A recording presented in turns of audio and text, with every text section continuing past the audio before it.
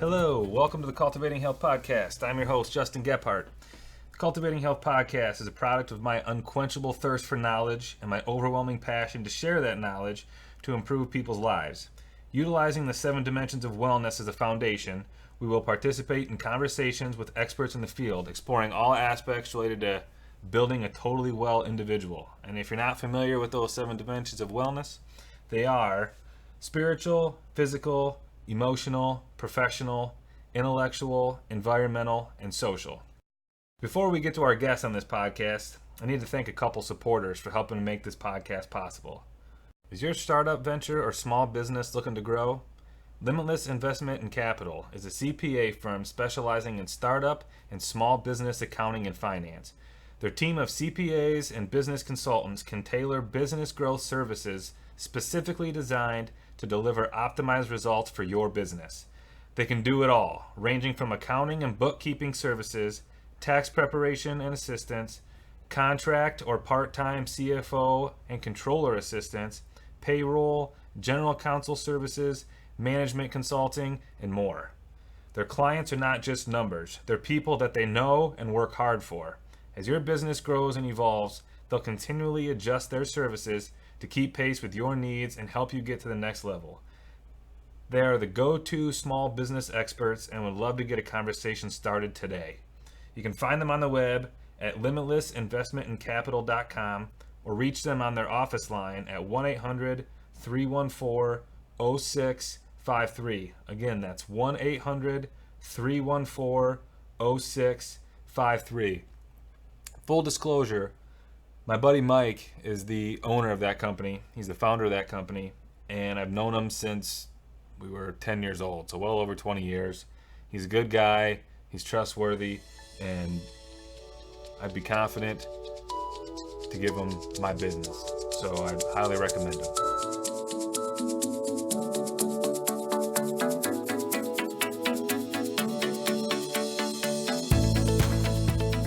This podcast is brought to you by Precision Haircuts for Men. Located in Southgate, Michigan, Precision Haircuts for Men provides the highest quality precision haircuts and beard shaves in Southeast Michigan. Located centrally on 4th Street in Southgate, bordering Wyandotte, Precision Haircuts for Men is an easy in and out on your daily route. Set up your appointment today at precisionhaircutsformen.com or click the Book Now button on your favorite social network. Look up Precision Haircuts for Men on Instagram, Facebook, or Google to find us. Our guest on the podcast today is Larry Chapman. Larry is the founder of the Chapman Institute for Worksite Wellness in Shoreline, Washington, which is just outside of Seattle. And he spent more than 35 years improving the health of employees and their family members and managing employee health costs. Over the course of his career, Larry's developed more than 1,000 employee wellness programs, including more than 200 wellness financial incentive programs.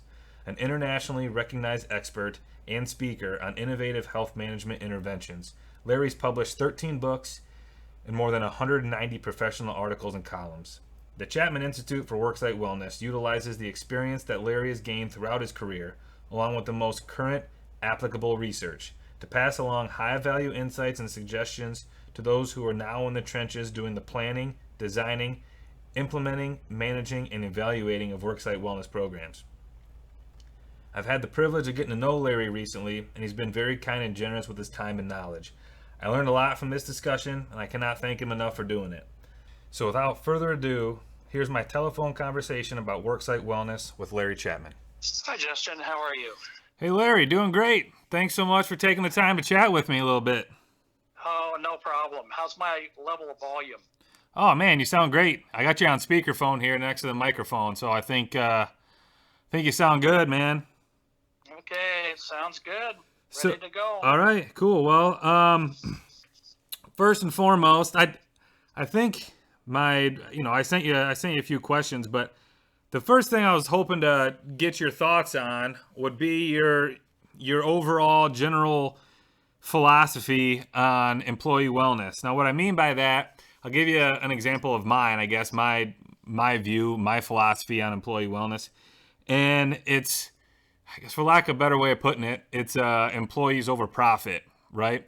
So basically, making your employees your most important asset, your focus, and the priority, as opposed to profit. Because I feel like if you have happy, healthy employees who feel valued, they feel as if their opinions and their voices matter, then that's only going to benefit the company long term due to, minimized absenteeism, minimized presenteeism you could do, or minimized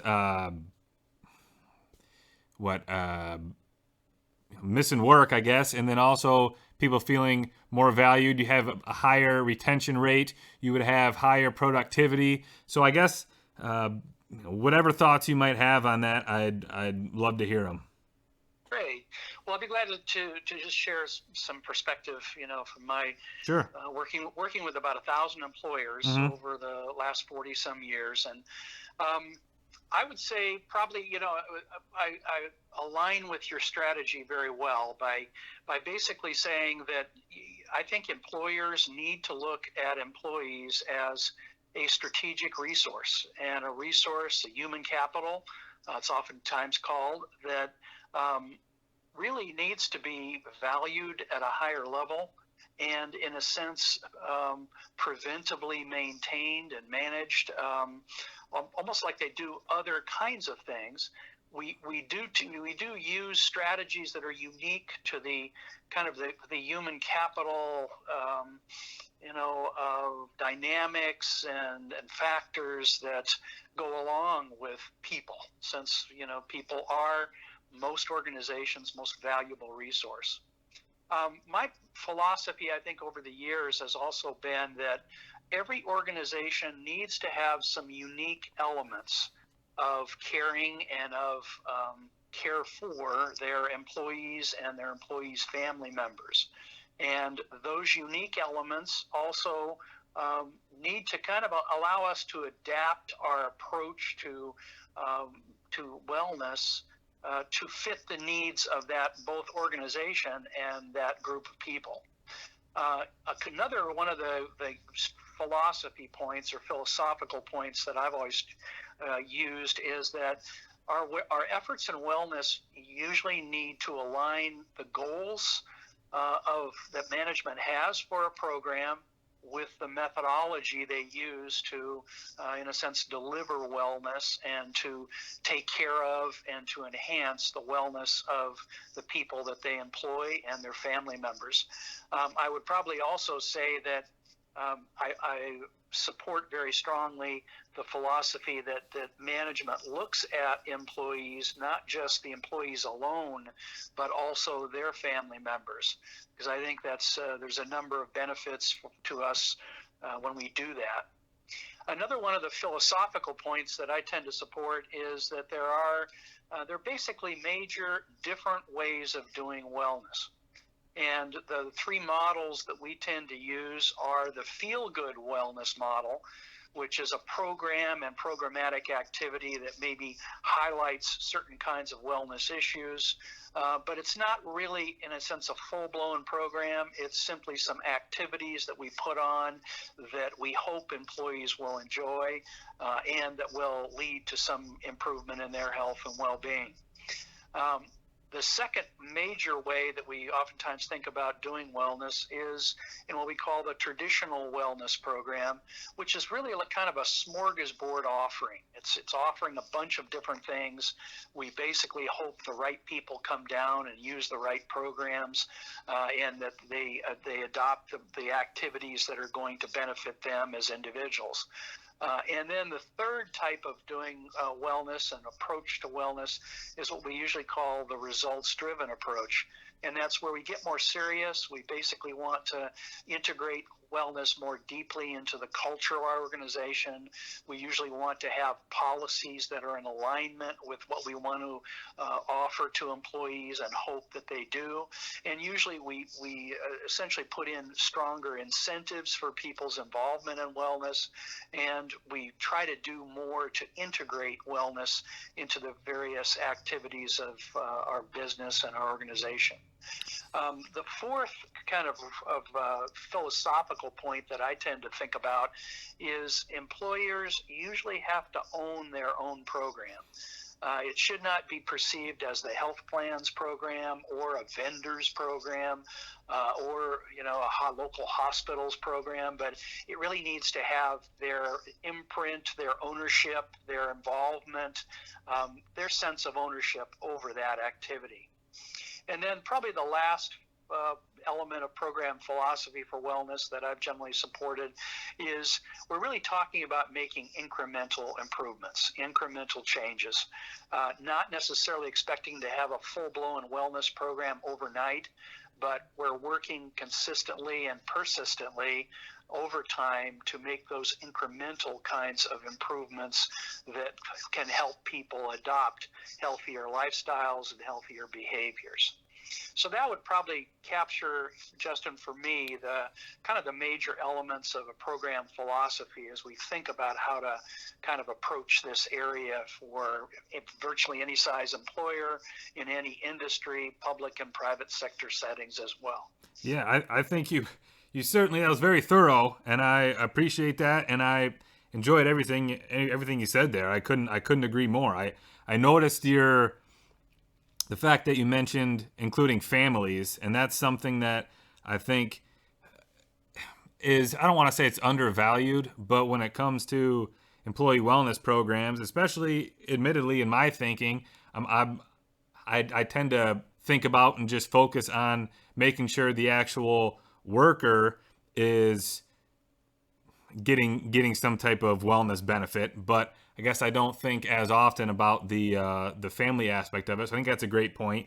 And then also you mentioned policy and procedural changes and making sure that the management and executives, CEOs, the bigwigs, if you will, are bought into this program and they own the program. And I think that's probably the best place to start and the best way to make a program succeed, because I know personally I've been in situations where I've been afraid to get up from my desk and go for a walk because if a boss sees me, I'm going to get in trouble for not working, right? So I think if management, if executives are very outgoing and I guess make it known that they are in support of this, then it's going to go a long way for employee participation. So I guess with that being said, that's a good segue into my next question, which would be what are some strategies to get that executive buy-in or backing or support so you can then go and implement the policy and procedural changes to create that culture of wellness? So I guess it's a two-part question, because trying to get them on board to just have a wellness program in the first place, but then also figuring out a way to work with them to change those already in existence policies and procedures that kind of create the culture of wellness because of the policies and procedures that you can work with them to put in place. Yep. Totally agree with this issue as one of the most important issues that any of us face that are attempting to work on the health of employees. And I might just add another comment about the need for us to really have more of an inclusive view about wellness. Too many employers that I see oftentimes say, well, let's just cover the people on our health plan. And so then that group tends to feel like they've got the benefit of wellness, but the people that are not eligible for the program that don't have health plan coverage generally think that we must be second-class citizens. We don't get the full benefits of working at this establishment, and that then kind of creates and contributes to more alienation, which causes dissatisfaction. It kind of takes away and robs some of the goodness that you can in fact achieve with a more inclusive attitude toward wellness. So I tend to think about wellness being inclusive to include all employees, part-time and full-time, regardless of whether if they're contract employees or temporary or exempt or non-exempt, but just kind of getting everybody into the group. And I think that's important for a sense of belonging, but it's also important for a sense of expression of value that I think employers need to be able to make to the people that they're really attempting to work with and work through whatever kind of organization and whatever kind of activities. So let's go back and answer this question that you've asked, which is really a critical question, which is how do you get executive support and backing for these kinds of efforts? And generally, the way that I've found works best is to do what business calls a balanced scorecard approach. And a balanced scorecard means that you include economic issues as well as the non-economic issues. And in the field of wellness, we tend to call the non-economic issues value on investment, and the economic issues more of a return on investment. And Okay. that kind of moves us into the economic realm and this value on investment realm. And let me give you some examples of the value Sure. on investment. Value on investment may be the effects of a wellness program on retention of employees or recruitment of new talent and new employees. It also may deal with issues such as the satisfaction, the job satisfaction that people feel about working for a particular employer, or the sense of loyalty, or the value they place on being an employee of a particular company. So we're working, and we want to really kind of use wellness to help enhance those value on investment kinds of issues. At the same time, we also want management to look at wellness in a more strategic, imperative way. Really thinking of it as a strategic business imperative. I need to do something to manage more effectively the people, the population that I'm working with and through. I want them to be healthy. I want them to, feel like their lives are meaningful and that they do, in fact, have a high level of well-being. And if I can use that, 40-hour plus experience weekly to add something to their perception of their well-being and their health and wellness, I want to do that. And the economic reasons are in our context of ROI, a return on investment. And usually what we end up doing is looking at 5 elements of economics around worker health or around employee health. One of them is our health plan cost. So employers generally know that if they have healthy employees, they're pursuing lifestyles that are healthy and don't leave them at higher risk of chronic disease or injuries or accidents. They will, in fact, be healthier and use less health care. So that's been a major reason why many employers have done wellness. Now, it's also true that there are other kinds of things you have to do to manage health benefits and a health plan expense. So we have to kind of be careful about the providers that we allow employees to have in panels, and whether their need is really a true medical need or whether it's contrived by some revenue generation activity on the part of health providers. So there's a number of things that need to be done to manage health plan and health plan expense. But health plan expense and health benefits is approximately about $17,000 to $22,000 per employee per year.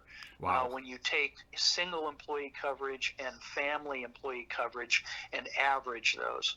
So it's a fairly big chunk of money that employers generally have to keep an eye on, because they usually have to pay the major percentage of that.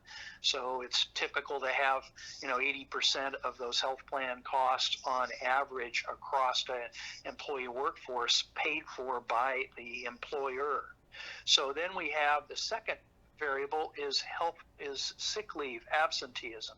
So sometimes we have kind of paid time off systems, or what are called combined leave systems, and they generally mean that we put a number of days together, and if people are sick, then they have fewer vacation days.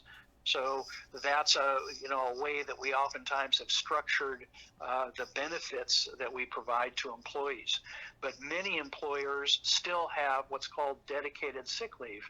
So they have 8 to 10 to 12 days a year that employees might use for a sick leave experience.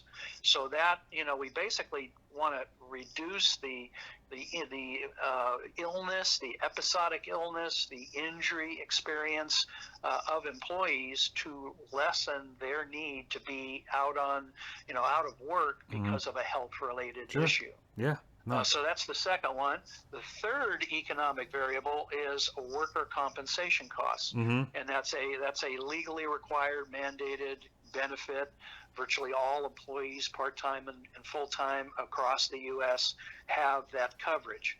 So that includes medical reimbursement, and that's where we're reimbursing for the actual doctor or hospital care or prescription drugs or whatever intervention is involved. And then we're also reimbursing for their salary and wage benefits. So when they can't work and it's due to a illness or accident or injury that's occurred due to their work, then that's an expense that we encounter.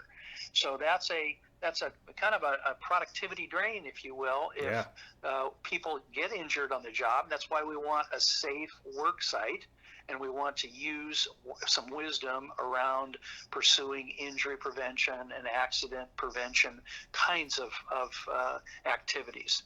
So that's the third type of economic variable. The fourth economic variable is if we offer what's called disability insurance benefits to our employees. And that's oftentimes short-term disability that usually covers anywhere from about 90 days up to 6 months. And it's when somebody, for instance, is in an automobile injury, maybe they're doing distracted driving and they're texting while they're driving, all of a sudden they hit somebody and then they're laid up for 6 months. Well, that would be covered by a short-term disability policy provided by their employer.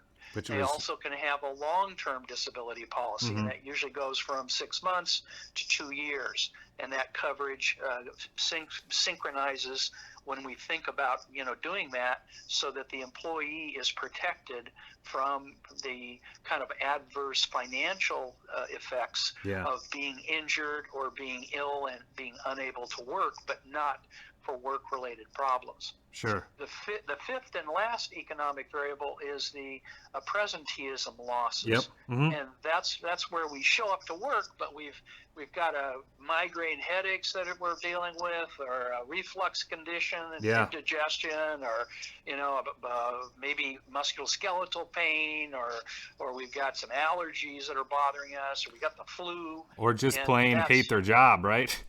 Exactly. Maybe their sleep is really poor because they're really angry about and resenting their employer. And what their boss is asking them to do. So all of that stuff tends to come together in what we call presenteeism. And it's how we kind of measure that economic cost. And by the way, presenteeism in the peer review literature tends to be between 1 to 3 times the cost of health plan coverage.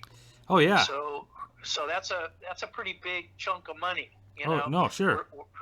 We're talking about like a very large amount of money when you put all 5 of those variables together, and that's health plan, sick leave, workers' comp, disability insurance, and presenteeism. You're generally up in the $30,000 to $45,000 per employee per year cost range, and personnel costs and HR, human capital costs, are in fact the largest cost of virtually about 95% of all businesses. So unless you're in a pretty unusual industry, the cost of your people is going to be one of the major expenses that you're encountering as a business. So I have generally found to get management really to look at wellness in a serious way, I have to bring their numbers up Yeah. and actually tell them, here's what your last 5 years look like Mm-hmm. with all of these costs. And here's maybe what your after-tax profits look like, or your net revenue if you're a public agency or a governmental or nonprofit. And I have to help the senior management see, oh my gosh, our human capital costs are so large, we need to be doing something more than just giving Sure. lip service. Yeah. And saying, giving a pamphlet and say, oh, make sure you exercise and eat healthy, but no help beyond that. Yeah. No. So that's kind of the way that I have generally found that the approach can in fact get management's attention. A second factor is I need a credible approach to doing programming. Mm-hmm. I need to be able to have something that's logical, that management understands, that seems reasonable. I can point to other people who have done this and what their experience has been, what the benefits of them doing it are. That's that other part of this, which is a credible approach to how we do wellness. So those two things, a balanced scorecard Mm-hmm. and a credible approach, have been the things that I've found to be most powerful in getting senior management support and backing for wellness. Sounds like it makes perfect sense. And to go back to talking about presenteeism for a second, I just read something. I read it maybe a year or so ago, but I just read it again in the book I'm currently reading. But talking about, it was a Gallup poll, I think. And I'm going to mention Gallup here again in a second, the next question I ask you. But they did a worldwide study a year or so ago about engagement and actively disengage from work and basically presenteeism. And it was something like worldwide, there's like 80-something% of people who are either actively disengaged or disengaged or something along those lines. So it was only like 13% of the world's workforce was actively engaged in their work. And that could be just a monumental cost for employers if most of their workers, the vast majority of their workers, are either actively disengaged, or just not working to the fullest, I guess, capacity of their abilities. So it's there's certainly room for improvement there. So I think you hit the nail on the head. The next question, the next thought that I had, and you kind of touched on this too, but we were talking about the possibility of employees just, the presenteeism issue due to the fact that they just strictly hate their jobs. They have to go to work. They don't like their job. They don't like their boss. They don't like what they do, but they got to be there because they got to put food on the table and they got to have a job, and etc. So one of the Gallup articles that I've read talked about the fact that one of the biggest reasons that people hate their job and biggest reasons that people quit their job and move on is because of their relationship with their direct supervisor. So it's kind of a two-parted question here, but the first part is, how do you, if you have any thoughts, manipulate this issue to maintain employee retention and, I guess, better those relationships with supervisors? But then also, when you go to hire new supervisors or hire the people who are going to be in the management positions, how can you assess those necessary characteristics or qualities that are required of a leader for the people that are going to be in those positions? And some of those, I guess, qualities could be, having an open door policy, making sure their employees have a voice, they're viewed as an equal, they interact with everybody at all levels. They're not better than anybody else. They're not do what I tell you to do and that's it kind of people. They are equal people that take opinions to heart and utilize the information that they get from their subordinates and try to continually improve as a whole, as opposed to just dictating to people, you do this, you do that, and then if they don't, do what they're told, they're fired, kind of a situation. So hopefully you got that. It was kind of long-winded, but do you have any thoughts on that? Yeah, it's an excellent question, Justin, and I think an excellent issue for us to be concerned about. I have generally found in my wellness work that few wellness programs tend to take on the role of really improving the management capability of managers, first line supervisors, mid-level managers, and executive level or senior level staff. And part of that is because it usually takes a fair amount of effort to help an organization through organizational development and through consulting and through a variety of training issues and recruitment kinds of concerns to get people that are going to, in a sense, overcome the kinds of problems that the Gallup article that you were mentioning and the surveys have really highlighted. Yeah. And that is that we really have not done an adequate job, in my estimation, of being able to think about how should we structure work so that it does have a high level of engagement of people that are employed for us and are in that role of employee. From a perspective of, kind of looking at the work site and work organizations and thinking about what could they do to actually help work this issue better, to improve employee retention and engagement, involvement. And some of the things that I think really need more attention, and they could be under a wellness program, or they could be in a kind of organizational development mode, or in a professional development mode, or a management development mode. It's kind of each organization usually chooses how they want to address this issue and what label they want to put on it and how they want to work on it. I would generally say, though, that most organizations don't work on it enough. So we've got a deficit, a deficit situation in my estimation. But the methods I think that we need more help with and attention on is how managers are selected in terms of their personality attributes. Yeah. I think that we need to have more effective ways to train them, and that's more experiential training, coaching, mentoring of managers. And then I think we also need to have more of a relationship management or relationship training for both employees and their managers. Sure. Because it helps if we can help employees to feel empowered enough to say to their manager, I'm having difficulty.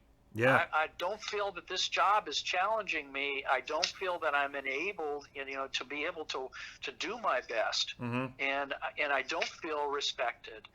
So we need to, in a sense, use some of the opportunities I believe we have in wellness, but also in other areas like organizational development, to actually help people feel strong enough, confident enough to be able to say to their supervisor, I'm having struggles here. I need some help.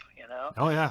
And the manager who's not willing to come alongside of the employee and help them, and not just treat them in a kind of a use them up, throw them out kind of mentality. Those are the managers that should be in positions of management authority and management responsibility. But we need to actually make better decisions, faster firing, slower hiring, to actually get the right people in the right positions. Otherwise, we're going to have we will have the same problem a decade from now. Sure. That we've got 80% of people not engaged in their work activity, and here we are expecting them to spend a large proportion of their life in an employment role. It just doesn't make a lot of sense. I agree. So another strategy that I think we need to be thinking about is called 360 feedback. And that's where we don't just have one-way job reviews or job performance reviews annually. We actually have opportunities where the manager gets feedback from their subordinates. Yeah, and absolutely. then also the subordinates get feedback from the managers. And I probably would say we shouldn't wait a whole year to give that. I agree. I think we ought to be doing something at 6 months or so, and giving people feedback on their performance, on their job performance, and managers feedback on their management performance, and really kind of expect people to work on that. Yeah. My sons have actually worked for companies where they have implemented 360 kinds of feedback processes, and they generally have felt better about those employers and better about those situations. Now, everything has kind of a two-edged sword attached to it. And the reality is, if you're a manager and you are then in a situation where you have to get feedback from your employees that you're managing, then that's going to create a little stress for you as a manager. Yeah. But it's in a sense, it's good stress, because otherwise we're leaving that, potentially 80% of employees not actively or positively engaged in their job activities. Yep. So, and then, things like you mentioned too, the open door policy, people, having managers having and saying to employees, look, if you got an issue, come see me. Yeah. Don't be afraid, I will deal with them, and providing authentic feedback. Sure. There's actually is a writer that I was going to suggest, and some Sure. books that actually deal with this more extensively, and it's the name of the author is C.Y. Wakeman, Wakeman. Okay. It's a woman, and she has done a number of books called Reality-Based Leadership. Okay. And reality-based rules for the workplace. Perfect. And it's one of the few resources that I've come across that is kind of calling things like they are and working in a more authentic way, and kind of challenging people to step up, managers to step up, and employees to step up. Awesome. Another major resource for those who are interested in this area would probably be the work of Martin Seligman and the Center for Positive Psychology at the University of Pennsylvania. So if you put in positive psychology, you'll come up with the website for the Center for Positive Psychology. And there they really talk about helping people get in touch with both their weaknesses and strengths, and then, to kind of stress, working on your strengths, and then being able to create environments where people can thrive, where they can psychologically thrive. And that fits well with our desire for wellness for employees. It fits well with the well-being aspects that many wellness programs are now including and attempting to deal with. So that was kind of a long-winded response on my part, Justin. That's all right. Sorry for No. the detail. But, no, I enjoy the detail. I enjoy you sharing those resources. I'm definitely going to have to check those out. Before I go to the next question I had here, you mentioned where we were talking about relationships with managers and what have you. So I thought maybe it'd be a good time to ask you about a thought that I had about what your thoughts are on firing people. And my thought is, and I'll see what your retort would be, or what your if your thoughts would align with mine, but I feel like, because in some workplaces, I feel if firing is such an easy thing to do, and a go-to response to any type of difficulty that a manager could be having with a subordinate, it creates a culture of fear, right? And I think fear can certainly lead to a lack of productivity and stress and absenteeism and what have you, right? So I feel like there's got to be a way that workplaces, or just wellness programs in general, and I know that pretty much falls under organizational development, but to make people aware that firing, if you hire somebody, unless under extreme circumstances, firing should be the absolute last option, I feel. And maybe you got a different thought, but I feel it should be the last option. And if it does happen, everybody is aware of it because of the processes in which you go through to get to that point, right? So maybe it's right when this person is hired, they are fully aware of what their responsibilities are and their roles are, what the goals for that position are, and if they start falling behind, there's a certain protocol that they go through to try to lift them up, and every resource and every avenue is pursued before that person is let go, and they kind of work together on that process. And if somebody can't follow through and they just can't do it, then every avenue has been I guess explored and they just can't do it, so they got to be let go. But I just feel like the firing process can really create that culture of fear, which can minimize retention, which can minimize productivity, which can minimize just the success of the company as a whole. So I thought I'll get your thoughts on that particular idea that I had. Great.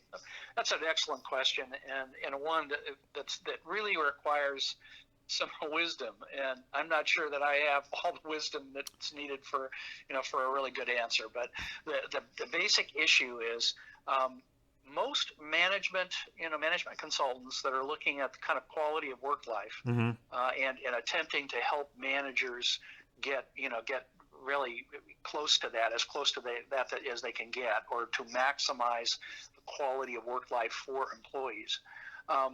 Most of the stuff that I've read and people I've talked to that are kind of in that challenging space tend to basically say, if you're going to hire quickly, then be ready to fire quickly. Yeah. But sure. if you're going to really take time to make sure that the person and the job are a good fit, and that the person works well with team members, and you get multiple interviews taking place, and in a sense of putting people in a sense through a little more of steps in terms of hiring, then you want to be very slow on the firing side. Sure. So if you're doing a better job of fitting people in the organization, and there's more potential that they are a good fit for your organization, and you're still having kind of performance problems or problems that have to do with their ability to kind of do what's expected, then I think you do want to be using several different stages and steps to actually go through it. Sure. I think we want to be careful also because the process. I've been fired twice in my careers, Okay. and I've worked for the federal government. I've worked for nonprofits. I've worked for all kinds of different private organizations. So I've kind of been through that process, and I think most of us need in our careers to get fired once or twice or three times. Yeah. I think it kind of causes us, oh my gosh, what happened here? Yep. Oh yeah. What did I not do, or what did I do wrong? And I think there's some good that comes out of that. I actually was very comfortable in a job that would have caused me not to come anywhere near the potential, kind of accomplishment that I ended up, actually achieving. Yep. Because I was so comfortable, and they had such a low bar for performance, and I wasn't challenged, but it was a comfortable, good pay, good job situation, and I probably stayed too long, and and in the process, they're getting fired due to a RIF. It was a reduction in force, and I was basically reassigned duties in another state. Okay. And I basically used that as an opportunity to say, no, I don't think I want to do that. I think I better leave. Yeah. So so there are situations where the firing can actually be a good step in people's kind of career pattern and career process, that causes them to learn something, and then also, helps them get clearer about what do I really want. I'm kind of worried that a lot of people just look for what is the most expedient job I can get, Yeah. and then and then get into a place, and then they kind of buy into the gold watch syndrome, and you just stay around and keep doing the same things even though you're not engaged, and you're kind of you go home and talk to your spouse and say, oh, I hate this job. Yeah. That's not good either. I mean, for our well-being, if we're thinking about well-being, it kind of cuts both ways. It's the well-being that we experience, but it's also our well-being as we make choices, and sometimes they're hard choices, Mm-hmm. and we kind of got to step out and do some things. I think there are a lot of entrepreneurs are actually come to entrepreneurship by being in a situation where they lose a job and then they say, I'm tired of working for somebody else. I want to work for myself. I was just So telling I'll create it. I was just telling my buddy Ryan that exact thing. Yeah. So I think this issue of we don't want to do firing in a way that causes a lot of fear and stress. Yeah. That's a bad thing. Sure. Okay? Yep. But at the same time, we also want to do hiring that's a little more careful, take some more time and make sure, is this job the right job for this person? And, are they going to be able to be engaged, with this type of job situation? That also means, by the way, sometimes we have to move. We have to kind of tear up roots and go through the trauma of putting all our stuff in a U-Haul and moving 150 miles away or 300 miles away and kind of do something new, and that is stressful. The other thing that wellness can be doing, by the way, is helping people become more resilient to these kinds of things. Oh yeah, that's a good point. I've always felt that wellness programs should in fact help people become more healthy and more capable, more resilient, so that they can kind of talk with their supervisor, find out what they really want to do, decide to go back for a degree, get some training and some certification and being able to work, in a different capacity. So I think this is why this is so complex.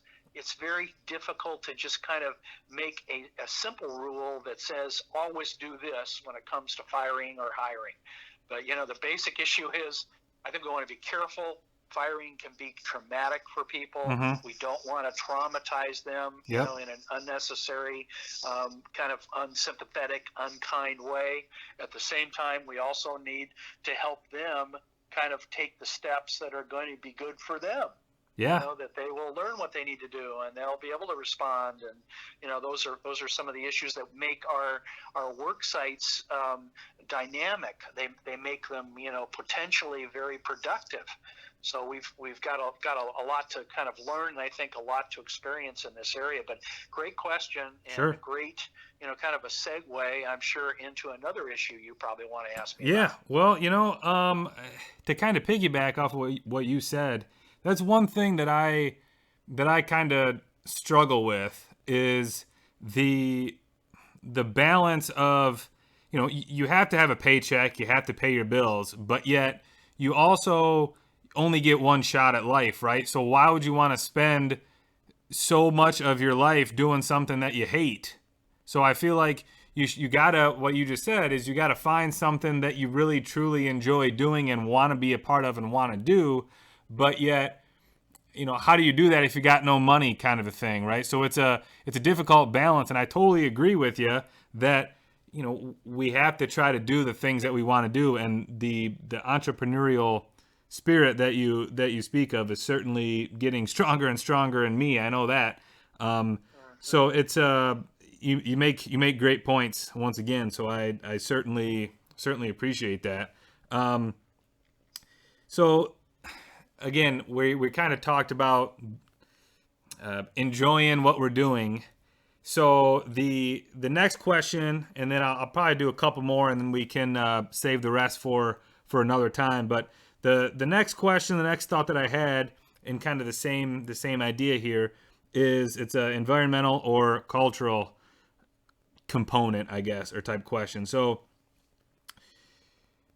the actual workplace environment, how can you work with an employer to manipulate that workplace environment so you can maximize cohesion among staff, productivity, make those employees feel valued, minimize the absenteeism and presenteeism that we talked about, and things like that. I guess some of the examples of what I'm talking about would be things like, sight lines in the workplace, or plants, interaction with other workers, standing workstations, walking meetings, or like, walking stations, doing exercises, posters, pictures, food and beverage options, things of that nature that are actually in the workplace, moment to moment, hour to hour, day to day, that can kind of give these employees a sense of fulfillment, right? Because I feel like, and I'm sure you'd agree with me, but as human beings, we're not necessarily built to sit at a desk 40 hours a week and stare into a wall or stare into a computer. So, how can we balance the work that we have to do and get done with still living that fulfilling and productive life, I guess, in the workplace, utilizing those types of workplace manipulations? Mm-hmm. You've just asked the $64,000 question, Well, which okay. dates me. The reality is, how do we achieve this kind of balance between having work be productive and economically viable, sustainable, so that we can have businesses that are around long term, so they don't go bankrupt, and at the same time, how do we create environments and a work experience that actually helps people become more well, more able, less absent, less sick, feeling more vital, having more energy, all those things. Now, I generally look, part of my background in terms of my master's degrees was really looking at systems analysis. Okay. And systems analysis tends to look at at a problem, and you've laid out a beautiful problem for us in the question. And that problem, systems analysis tends to look at what are the strategic issues, what are the macro issues that are going to affect this problem, and then what are the micro issues. And in a way, I think the suggestions or the ideas that you mentioned about, kind of inspirational art and plants and, kind of standing, walking exercises, standing desks, and, the food and beverage options, and, other kinds of things, I would probably call those more of the kind of the tactics of solving this problem. Okay. I probably would say that at the strategic level, I think that organizations have to be clear and explicit about the values that they hold in common. So, and that's usually expressed in vision statements and mission statements. Mission statements are usually, this is what we are right now. The vision statement is, this is what we want to be in 5 years. And it usually has a set of values at reference points. We have to then live those values. We can't just go through a retreat process, have a group of employees and managers say, oh, these are our values, and now we'll put them on the shelf, and we put them in the mission statement, and then nobody looks at them again. Yeah. You have to have the willingness to look at the values that kind of propel your organization, that guide your organization, that help inform the activities of your organization. You then have to live those values as managers and employees. You then have to have usually pretty consistent messaging about those values. Because I don't know about you, Justin, but I need reminders. I need to be reminded, this is what we're about, and I can't just hear something once and then kind of expect that I will fulfill it. I will follow it. I will express it. So there needs to be that messaging kind of phenomena where we see it over and over again. We're reminded about it. And in a way, some of the methods that we have of being able to do that are things like inspirational art, where we have posters, we have pictures that show us things like determination, someone standing on top of a mountain. I've climbed only one mountain in my life. It's Mount St. Helens. And it was a very painful process because I didn't have the right gear. But when I got up on top of that mountain, and the people I went mountain climbing with, when they took the picture, it's like, wow! I remember the determination when my feet were killing me, and sure. I've got ice things on, ice croutons and the truncheons, and I was kind of putting them into the snowpack, to get up on top of this mountain. Well, that reminder reminds us of the values that really the organization is really embracing and wanting to further. And then I have to have some useful resources and some ability to actually apply those values. So when I go about doing the thing that I'm reminded about in the messaging, there needs to be some agreement, and there needs to be some opportunity for me to express that and work that. And I kind of think of those as the strategic side of how do we solve this problem of balance between the organization's purposes and how that organization affects me as an individual and affects my choices in terms of lifestyle and how that kind of comes together. And I think that's the in a sense the art of management that is really missing to a big degree in our society. I think it's also missing in a lot of other cultures and a lot of other societies and countries. Sure. So I'm not sure that we really have nailed this one. I think it's a challenge that is an ongoing challenge, and it's one that requires us to be both strategic, but also to be tactical in terms of saying, how do we create that, kind of environment with plants in it?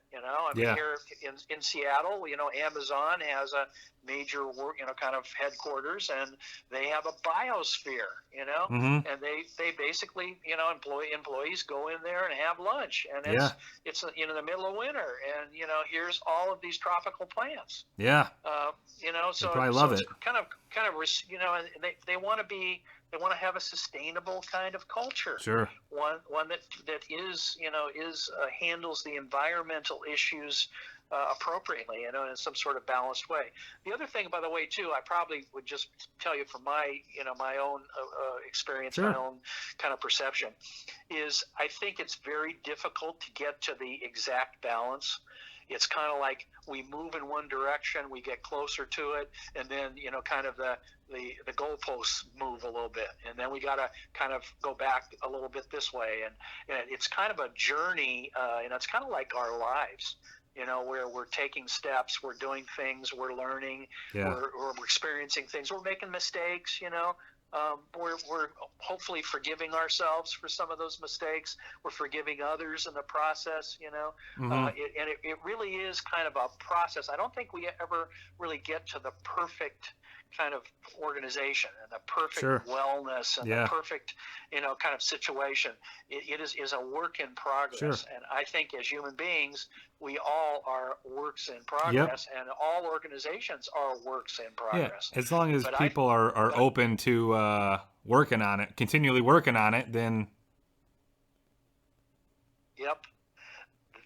That's been one of the reasons that's kept me in the wellness field for my 40-some years. Is I like people who are, like you, or you're asking a question, how can we make this better? This seems much less than we could have. What do we do to make this thing better? And that's where it takes all of us to kind of work on things, be cooperative, be kind to each other. Agreed. Be able to kind of look at situations and say, what can I do to support you? And this, by the way, is another element of wellness that we oftentimes don't think about is, if you simply want to maximize your own wellness, you will be pretty self-absorbed. Yeah. And that will get you part of the way, but I don't think you will get to a kind of a state of of more extensive personal well-being Mm-hmm. or happiness if you don't somehow help others Yep. along in the process. Yeah, You know, so that's one you thing know, that every book I read about anything health related, it could be diet related, it could be, employee wellness, whatever it might be, it always comes back to those social connections and how important, basically human connection is for humans, right? We have to yeah, have other people yeah. in our life. We have to have positive interactions. We got to have positive, trusting friends and relationships. So you're right, man. It's absolutely important. So once again, Larry, great insight. I appreciate the feedback there. So I'll ask one more question, and then I'll let you go for this evening, and we can try to pick it up again another time down the road. But you mentioned a while ago, we kind of talked a little bit about the entrepreneurial spirit. So if I wanted to start my own worksite wellness or employee wellness company, again, on my own, what would be your, again, this is probably a super loaded question. There's probably 5,000 things to do, but if there's a starting point, what would be your, the first thing you would say, the first couple things you would say I should do to kind of get myself from a dead stop to a crawl, so to speak? That's great. Well, that's an excellent question, and my response would be there are a number of things, but to begin with, I think getting knowledge and experience is really kind of foremost in starting any business, and that experience, being a wellness coordinator for a company, helping a friend's company put a Mm-hmm. program together, Okay. getting some training or certification, and that's what WellCert and the Chapman Institute provides to people who want to do this kind of work, Okay. life work. It really is what it is. Yeah. So that first step, I think, is kind of getting your hands dirty. Mm-hmm. It's going and finding out what's this stuff really like, what's it take, and am I Sure. good at it, and where am I good, and where I need to have some help, and how does training fit into this, and how does certification fit into it, how do I get some initials behind my name that will help me, Yep. that's the first step. And then secondly is really coming to a clearer knowledge about what does the market need. If I want to serve employers in my community, what do those employers currently, what are they doing about wellness? And what can I talk to any of them that would help me understand what do they want to do, or what's maybe their aspiration or their vision for where they want to go. So I'd want to after I get some knowledge about this, I'd want to know a little bit more about what's the market that I'm going to be selling to, what do they perceive as important, Mm-hmm. and what do they need. And Sure. then the third step is really defining the services and products that I'm going to offer. Okay. So once I kind of know what that market looks like and what they're telling me, then I want to decide here's what I want to do, and I'd go with my strengths. As I get more knowledge, I kind of learn about myself and what I can do, and I start to do things.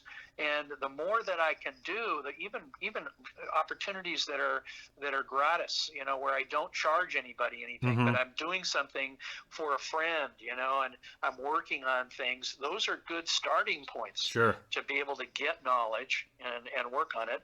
Then I'd probably want to work on refining my ability to deliver those services and products. Okay. So I'd want to kind of say, okay, now I need to have some collateral marketing materials, and I need to have a resume that's relevant, and I need to kind of put together a description of what my vision is and have that as something I can give to people. So I'd want to kind of refine my delivery capability. And then part of that is going to be developing marketing materials and plans. So I then am going to kind of step back and kind of say, what is it that I need to do in order to get the employers in my community to know more about me and to think of me be top of mind when they suddenly realize we need to get some help, putting our program together. Yeah. We've tried and we haven't done very well. So that's the next thing that I would do. That's kind of the fifth step, if you will.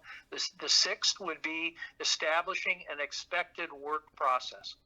So here's what my approach is generally going to be. I'm going to call somebody on the phone, talk to them, ask for a connection to another person in HR in this company, and then I'm going to approach them, and then I will have some collateral materials to send them, and then and I might want to talk at the local Rotary or the local Chamber of Commerce and describe the kinds of things that can be done. Maybe I read an article on somebody and then I say, here's kind of a capturing of what can happen with a wellness program that's really working well. Here's what it looks like, and I'll give you that information. So I'm going to think about, how do I get in front of people that can hear my story, my narrative, what I have to offer, and actually, have that process in place that would say, here's my normal process for working with an employer. And I would call that kind of a work process. So it's your expected work process. Okay. And then there's a number of other things that I probably would suggest, but I think if we just put those out there and kind of say, hey, these are starting points for any kind of entrepreneur who wants to really think through how would I learn and be able to have my own business, related to this particular area. By the way, this is what I've done for 40 years. Yeah. And I can tell you, after that 40-year experience, I'm so glad I didn't choose anything else, that I ended up doing this and doing a lot of it. Yeah. So, I feel very good about this. I highly recommend it for people who kind of see the vision here, see the sense of, I can make some contribution that's meaningful to people's lives, into businesses and business success. I can do that, and I can go about doing it. It is not rocket science. This is basic kinds of stuff that we apply. We do have to spend some time learning some things and experiencing things, but the more that we read and the more we learn and go look and try this ourselves, the more skilled we get at it. Yeah. And then we're in a much better situation. So that would kind of summarize the main points. We can talk further, downstream about other things that would really kind of help solidify a business, help a wellness and kind of consulting wellness management business actually get started and be successful. Yeah, I think those are certainly great starting points. I'm going to have to look into that WellCert certification that you're talking about, Larry, because I might have to go that route myself. So I certainly appreciate that feedback. So lastly, I know you mentioned the Chapman Institute a little bit, but excuse me, what else how else can people learn more about you and the Chapman Institute and what you have going on for anybody who might listen to this down the road? Great. Well, we've trained about almost 7,000 people with basic certification levels for wellness programming, and there are 4 levels, and you go through level 1 first, and then you go to level 2, 3, and 4, and those are each of the 4 levels focus on 12 unique skills. And we are a skill-oriented certification. So you actually work with cases. You learn how to do it. You get feedback from people. I give you feedback about how you're doing on stuff, and it can be either taken on an online basis where it's entirely self-paced, or you can actually go through webinars where we do 2 days of webinars or 4 days of webinars over a month. So you can go slow or fast, your own pace. You work with other people around case experiences and case exercises.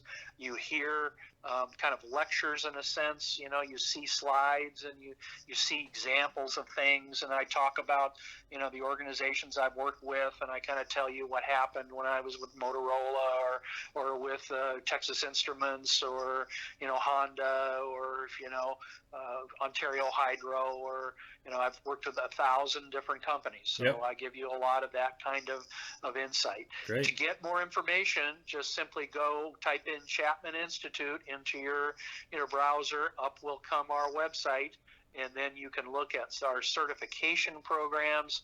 We provide also newsletters with a lot of technical resources and documents. So we have kind of a lot of things you can look at to give a little better feel for what this is about. And then we also provide discounts if you're in a nonprofit or if you're paying for your own way in terms of training. We give some significant discounts off of the basic price. The basic price, by the way, is $8.99 for each level of training. It Okay. includes about 20 to 25 hours of kind of coursework and your own reading and case examples. You kind of learn everything that, kind of the mistakes I made. I try to help you avoid those. Perfect. So that's what you're doing. And then we do provide discounts, 100 to 200 off for various, kind of situations like nonprofits or governmental agencies or school districts, or if you're funding it yourself. So we give you some advantage for those. So that's a little bit of a thumbnail, but go to chapmaninstitute.com, one word, Chapman Institute, one word, and then .com. That's our website. A lot of the information is then available on the tabs that you see on the top. So appreciate the opportunity, by the way, Justin, to be able to share some of this with your audience and Sure. with your listeners, and look forward to being able to share some more topics and address more of the questions that you have, as we move forward. Larry, I very much appreciate the conversation. I learned a lot. I appreciate the time, and I will talk to you very soon. All right? Sounds great. You have an enjoyable evening, and we'll talk soon. Sounds good. Thank you, sir. Bye-bye. Bye-bye.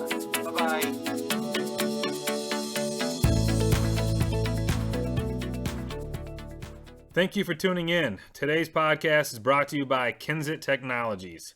Kinsit Technologies provides the highest quality technical support services in Michigan and Ohio. Specializing in EMR support in the medical field, Kinsit provides all of your hardware, desk side, and help desk services to keep your critical devices online and running.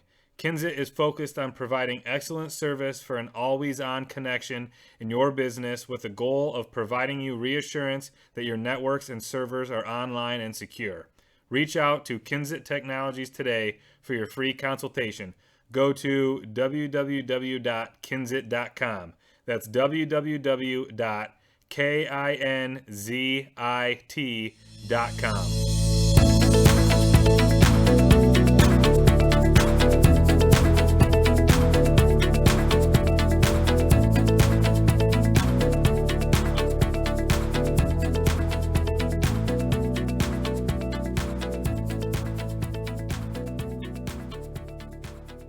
This podcast is for informational purposes only and is not designed or intended to diagnose or treat any medical, professional, or individual difficulty a person, group, or entity may be experiencing.